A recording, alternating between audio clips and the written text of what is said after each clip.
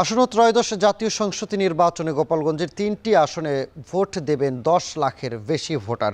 সেখানকার সদর ও কাশিয়ান্দি একাংশ নিয়ে গঠিত গোপালগঞ্জ ২ আসন, সেখানে প্রতিদ্বন্দ্বী করবেন ৮ জন প্রার্থী। এ নিয়ে বিস্তারিত জানাতে গোপালগঞ্জ ২ আসন থেকে যুক্ত হচ্ছেন সহকর্মী হোসেন জাহিদ।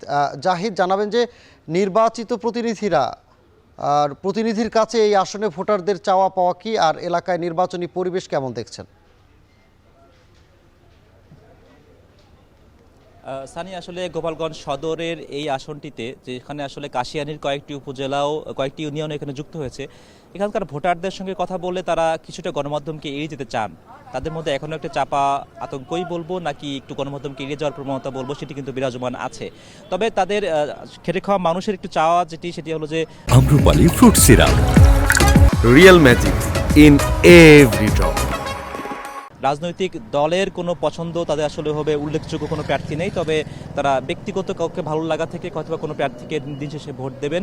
এবং এই সদর এবং কাশিয়ানীর একাংশ এই আসনে মূলত যে ৮ জন প্রার্থীর কথা বলা হচ্ছে, শুরুতে কিন্তু প্রার্থীর সংখ্যা ছিল প্রাথমিক পর্যায়ে সম্ভাব্য প্রার্থী ছিল প্রায় ১৬ জনের মতো, সেখান থেকে প্রায় ১৭ জনের মতো, সেখান থেকে ৬ কিংবা ৭ জনের মতো প্রার্থীর মনোনয়ন প্রাথমিক পর্যায়ে বাতিল হওয়ার পরে সেখান থেকে একজন ফিরেও পেয়েছে। কাজেই এই আসনে উল্লেখযোগ্য সংখ্যক প্রার্থীর মনোনয়ন প্রাথমিক পর্যায়ে সেটি বাতিল ঘোষণা করেন রিটার্নিং কর্মকর্তার কার্যালয় থেকে, এবং সেটি এই মুহূর্তে সেই সংখ্যাটি ৮-এ গিয়ে দাঁড়িয়েছে এবং সে ৮ জন প্রার্থী আসলে দিন শেষে প্রতিদ্বন্দ্বিতা করুন বলে মনে করা হচ্ছে। এবং এখানে মূলত বিএনপির পক্ষ থেকে যে মনোনীত প্রার্থী আছেন সেটিকে মানতে না পেরে এখানে বিদ্রোহী প্রার্থীও কিন্তু এখানে আছে। এর পাশাপাশি জামাত এই আসনটিতে কোনো প্রার্থী দেয়নি, তারা খেলাফত মজলিসের একজন প্রার্থীকে তারা সমর্থন জানিয়ে প্রাথমিক পর্যায় থেকেই তারা তাদের যে খেলাফত মজলিসের প্রার্থী তাকে সমর্থন দিয়ে তারা এখানে সরে গিয়েছিল। যদিও শেষ পর্যায়ে জোটের সমঝোতা কেন্দ্রিক আলোচনা চূড়ান্ত এখনও কিন্তু আলোচনাধীন আছেন বলে মনে হচ্ছে। কাজে সেই জায়গা থেকে দিন শেষে এখানে কে প্রার্থী হবেন সেটিও কিন্তু এখন আলোচনা সাপেক্ষ।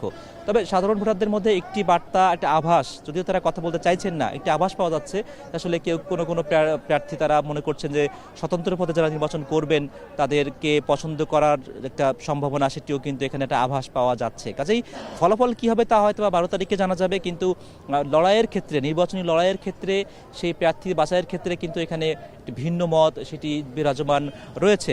এর পাশাপাশি এখানেও আমরা কাশিয়ানী উপজেলায় যেমনটি দেখেছিলাম, এখানেও ঠিক একইভাবে গণভোটের যে প্রচারণা সেটি তুলনামূলক কমই বলা চলে। সাধারণ মানুষ এই বিষয়ে একটু কমই জানছে, কমই তাদের জানাশোনা কিংবা আগ্রহ, সেই বিষয়টি আমরা এখানে লক্ষ্য করেছি। আমরা আরও অনেক কিছু লক্ষ্য করবো, আরও অনেক কিছু শুনবো।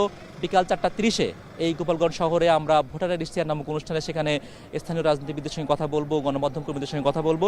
সেখানে হয়তোবা দর্শকরা আমাদের সঙ্গে আবারও যুক্ত হবেন, তেমনটা আমন্ত্রণ জানিয়ে এখনকার মতো বিদায় নিচ্ছি। সানি।